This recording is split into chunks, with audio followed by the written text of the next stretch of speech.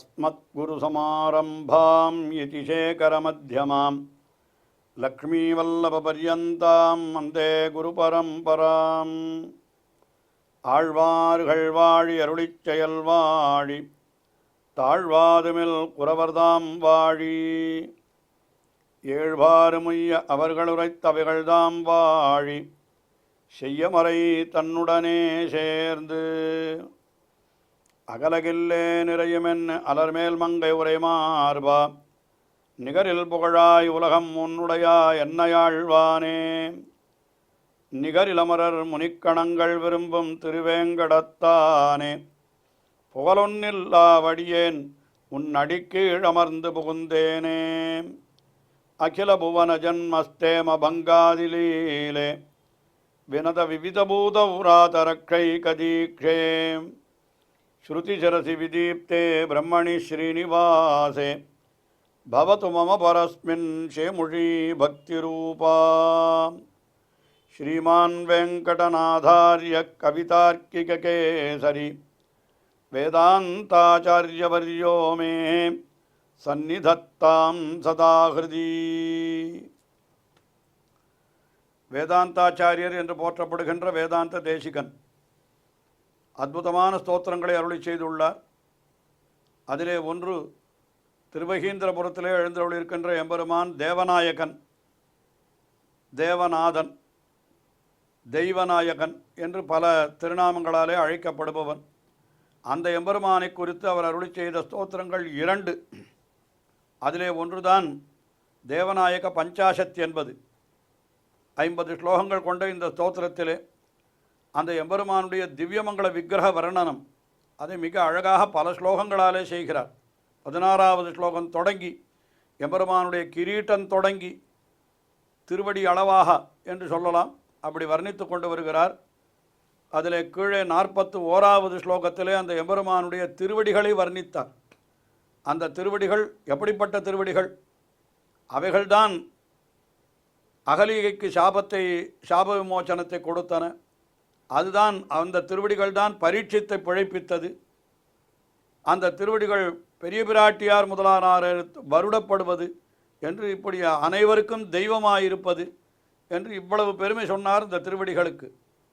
அடுத்தபடியாக இப்பொழுது 42வது ஸ்லோகம். இந்த 42வது ஸ்லோகத்திலே அந்த திருவடிகளிலே இருக்கக்கூடிய விரல்களை வர்ணிக்கிறார்.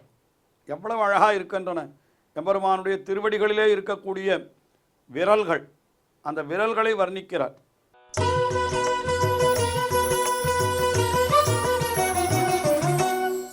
ஆவர்ஜிதாபிர் அனுஷஜ்ய நிஜாம்சுஜாலைஹி தேவேஷ திவ்ய பத பத்மதளாயிதாபிஹி அந்யாபிலாஷ பரிலோலமிதம் மதீயம் அங்கீகிருதம் ஹிருதயமங்குளிபிஹி ஸ்வயம் தேஹே. எம்பெருமானுடைய அந்த திருவிரல்கள், அந்த திருவிரல்கள் சற்று அப்படி வளைந்திருக்கின்றனவா, அது ஒரு அழகு. விரல்கள் சற்று வளைந்திருப்பது என்பது ஒரு அழகது. அது வளைந்திருப்பதற்கு என்ன காரணம் என்று அப்படி ஆராய்ந்து பார்த்தால் எம்பெருமானுடைய திருவடி விரல்களிலே அப்படியே பிரகாசம் மின்னுகிறதாம். அது ஒளி மிகுதியாக இருக்கிறபடியினாலே அந்த ஒளியினுடைய சுமையை தாங்க முடியாமல் விரல்கள் சற்று வளைந்துள்ளனவோ என்று நினைக்கலாம்படி அந்த விரல்கள் அழகாக அப்படி அமைந்திருக்கின்றன என்று சொல்லுகிறார்.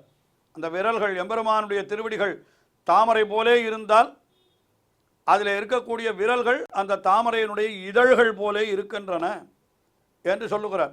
ஆவர்ஜிதாபி அனுஷஜ்ய நிஜாம்சு ஜாலைஹி. நிஜாம்சு ஜாலைஹி, அது தன்னுடைய ஒரு ஜாலைஹி பிரகாசத்தினாலே, ஆவர்ஜிதாபிஹி அது மிகவும் அது சுமையை தாங்க முடியாமல், ஒளியினுடைய சுமையை தாங்க முடியாமல் அனுஷஜ்ய வளைந்திருக்கிறதோ என்று சொல்லும்படியாக அப்படி இருக்கக்கூடிய திருவிரல்கள். அது எப்படி இருக்கிறது? தேவேஷ திவ்ய பதபத்ம தளாயிதாபிஹி.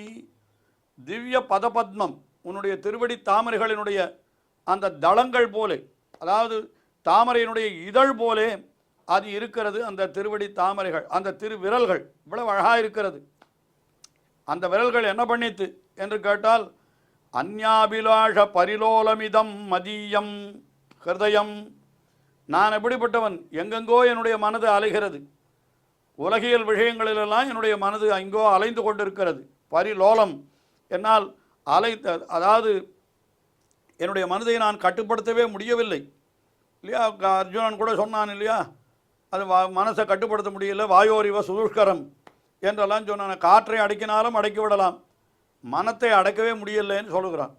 அப்படிப்பட்ட அந்யாபிலாஷ பரிரோலமிதம் மதியம் ஹிருதயம், இப்படி எங்கெங்கோ திரிந்து கொண்டிருக்கின்ற என்னுடைய அந்த ஹிருதயம் அது என்ன ஆயிற்று என்னால் அது உன்னுடைய விரல்களிலே போய் மயங்கி நிற்கிறது. அங்கீகிருதம் அங்குளிபிகி ஸ்வயந்தே, உன்னுடைய அந்த அங்குளிபிகி, உன்னுடைய திருவடி விரல்களாலே என்னுடைய ஹிருதயமானது அங்கீகிருதம் வசப்படுத்தி கொள்ளப்பட்டு விட்டது.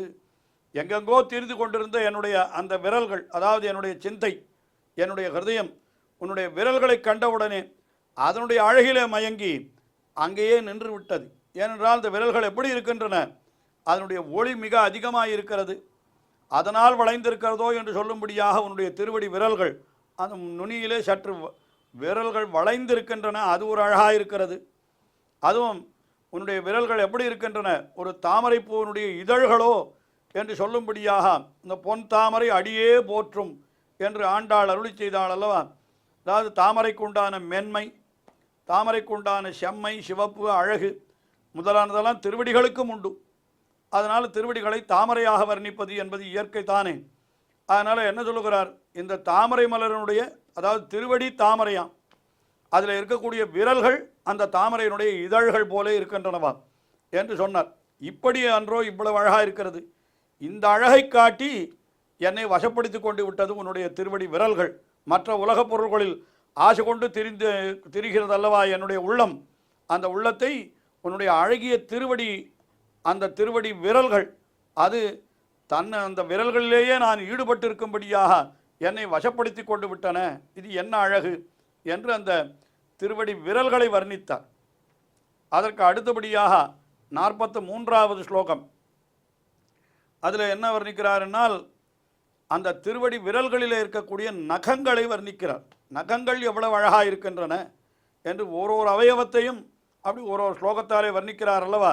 அதில் இந்த ஸ்லோகத்தில் திருவடி நகங்கள் வர்ணிக்கப்படுகின்றன.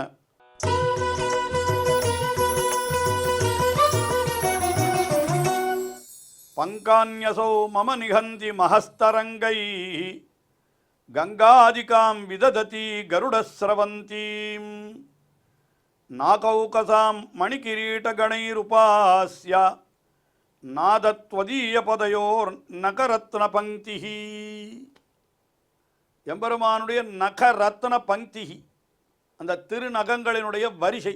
நகரத்னம் என்னாலன்னா ரத்தினங்கள் போல இருக்கக்கூடிய மிக அழகான அந்த நகங்கள், அது நகரத்ன பங்கி, அதனுடைய வரிசை இருக்கிறதே அவ்வளவு அழகாக இருக்கிறது. அந்த வரிசை அது எப்படிப்பட்டது, என்ன பெருமை அதற்கு என்னால் அதை சொல்லுகிறார்.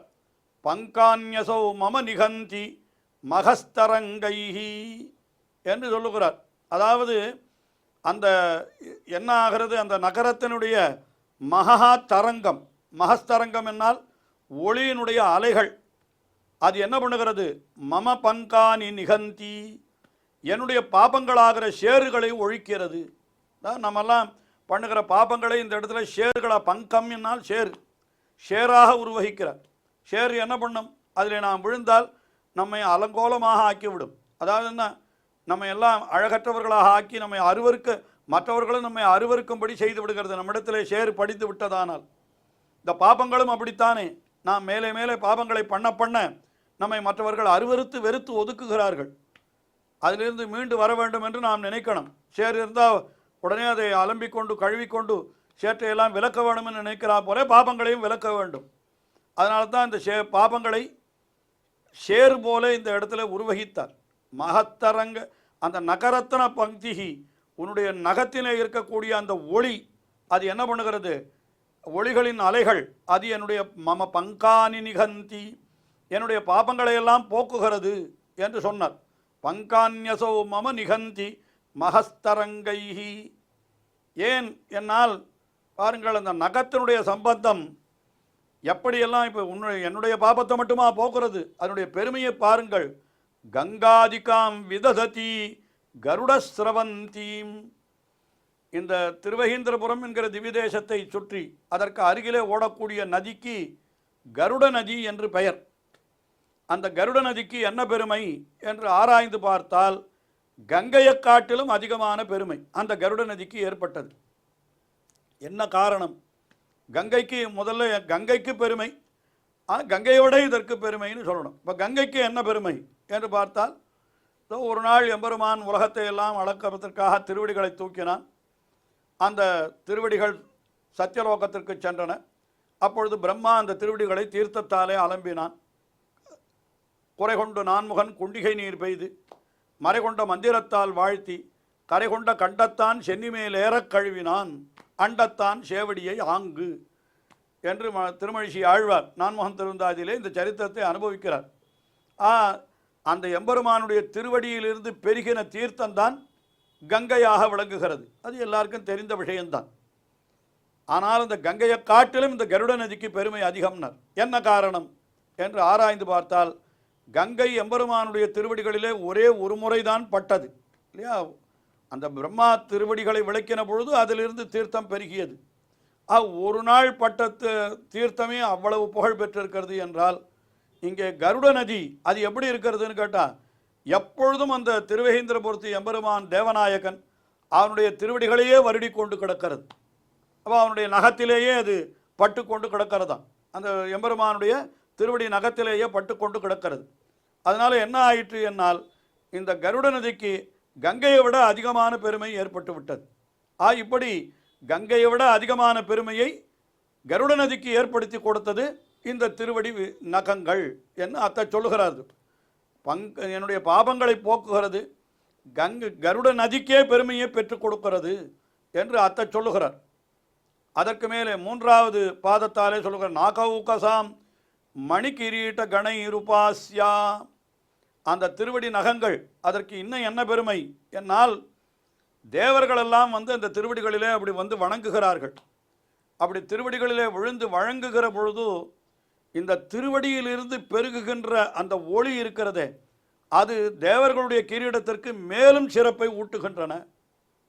காரார்ந்த வானவரும் இன்னிமைக்கும் வண்டாமரை நடுங்கண் என்று பேயாழ்வார் அருளி செய்தார். அது இருக்கக்கூடிய அவாளெல்லாம் கூட தேவர்கள். அலரெடுத்த உந்தியான் ஆங்கழிலாய மலரெடுத்த மாமேனி மாயன் அலரெடுத்த வண்ணத்தான் என்று இப்படி அத்தனை பேரும் எம்பெருமானுடைய திருவடிகளிலே வணங்குகிறார்கள். அப்போ சொர்க்கத்தில் உள்ள தேவர்கள் நாகௌகசாம் மணி கிரீட்ட கணைஹி, அந்த ரத்தன கிரீட்டங்களினுடைய கூட்டங்கள், அது அவற்றாலே இந்த திருவடி நகங்கள் என்ன பண்ணப்படுகின்றன, உபாசியா போற்றப்படுகின்றனவாய் இருக்கிறது. அதனால் என்ன ஆகிறது என்னால், அவர்களுடைய திருமுடியிலே ரத்ன கிரீட்டங்கள் அதற்கு ஒளி இருக்கிறது. ஆனால் உன்னுடைய நகங்களிலிருந்து புறப்படுகிற ஒளி அந்த ஒளியை காட்டிலும் அதிகமாக இருக்கிறபடினாலே அந்த கிரீட்டத்திற்கும் ஒளியை கொடுப்பது எதுன்னு கேட்டால் உன்னுடைய திருவடி நகங்கள் தான். இப்படிப்பட்ட திருவடி நகங்கள் என்று இதில் எத்தனை பெருமை. கருட நதிக்கு பெருமை, கருட நதியை கங்கையை காட்டிலும் சிறப்புற்றதாக ஆக்கியது, தேவர்களாலும் வணங்கப்படுவது, என்னுடைய பாபங்களை எல்லாம் ஒழிப்பது என்று அப்படிப்பட்ட பெருமை பெற்றதென்றோ இந்த திருவடி. நாதத்வதீய பதயோஹோ நகரத்ன பங்கிஹி. உன்னுடைய இதெல்லாம் இப்படிப்பட்ட பெருமை உடையது எது என்னால், துவதிய பதயோஹோ நகரத்ன பங்கிஹி, உன்னுடைய இரண்டு திருவடிகளினுடைய விரல்களிலே இருக்கக்கூடிய நகங்களினுடைய வரிசைக்கு இவ்வளவு பெருமை என்றோ என்று மிக அற்புதமாக வர்ணித்தார். தொடர்ந்து அவர் எம்பெருமானுடைய அங்கங்களை வர்ணிக்கிறார், நாமும் அனுபவிப்போம். ஸ்ரீயக்காந்தாய கல்யாண நிதையே நிதையேர்த்தினாம் ஸ்ரீவேங்கட நிவாசாய ஸ்ரீனிவாசாய மங்களம். ஸ்ரீமத் சுந்தரஜாமா திருமுனிமான சவாசினே சர்வலோக நிவாசாய ஸ்ரீனிவாசாய மங்களம்.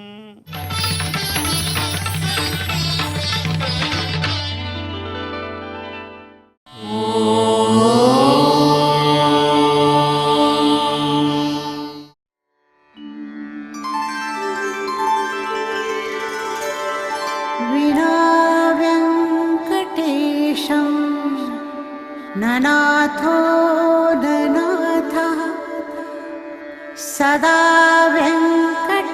वेङ्कटेशं स्मरामि स्मरामि। हरे वेङ्कटेश प्रसीद प्रसीद। प्रियं वेङ्कटेश प्रयच्छ